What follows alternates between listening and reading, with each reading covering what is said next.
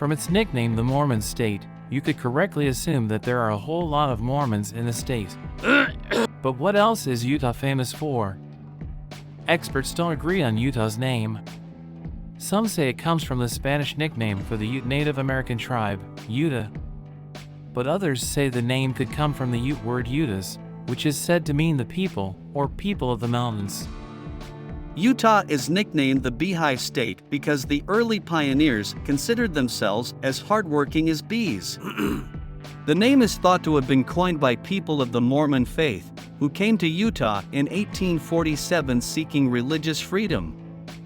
One of the first things most people usually think of when Utah is mentioned is religion.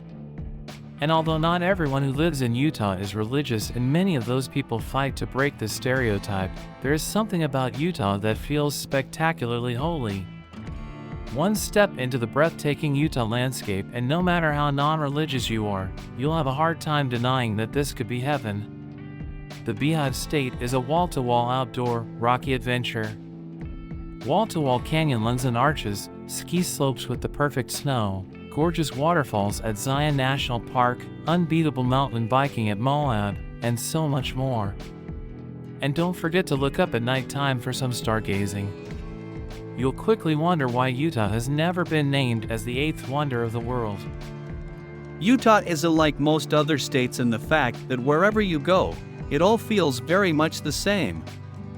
The traditions, the food, the lifestyles and practices along with the people all manage to blend together fairly well, and there are no civil wars that separate one part of the state from the other. Art lovers take their craft seriously here, too, at events like Living Traditions Festival and the Utah Arts Festival. And don't miss out on watching all of the locals strip down to storm the Capitol in nothing but their skivvies for the annual Undy Run, for a completely crazy and highly unexpected twist. Utah weather is incredibly bipolar. Summers are hot and humid, with July temperatures that generally average anywhere from the high 80s to the low 90s depending on where you are in the state. And just when you've begun to enjoy some relief from the madness in fall, winter comes in like a bullet with freezing temperatures and an avalanche of snow. Where you live will determine how much you have to shovel, though. Cities like Ogden only average about 18 inches of snow annually, while Salt Lake City and Provo have to dig out from under almost 60. But, if nothing else, Utah is the place to be for snow. In fact, it's often called the greatest snow on Earth. With world-renowned skiing and snowboarding slopes and lodges, Utah is also where the U.S. ski team practices. Maybe you remember SLC being the home to the Winter Olympics not so long ago. That's because Utah knows if you're going to do something, do it right. If you're looking for a safe place to live, Utah is your huckleberry. When LawStreet.com compiled FBI crime data to create a list of safest metro areas in the U.S., Utah walked away with 4 out of the top 10 spots. The Logan Metro took the number 1 slot with a crime index of 33 compared to the national index of 41.4. The Provo Metro came in second. As if that wasn't safe enough, when you break away from the cities, the stats get even safer. Utah's overall violent crime rate is already a low index of 33, but the town of Hurricane boasts a crime rate that is another 57% safer than the Utah average, and Holiday comes in more than 60% safer. In 1846, after the death of their religious leader and prophet, Latter-day Saints or Mormons began their journey from Illinois to Utah.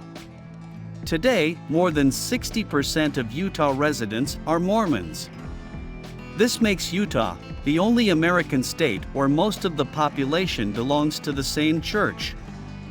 Utah's first Mormon, Latter-day Saints, settlement was made by Brigham Young when he arrived in Salt Lake Valley with 148 Mormons.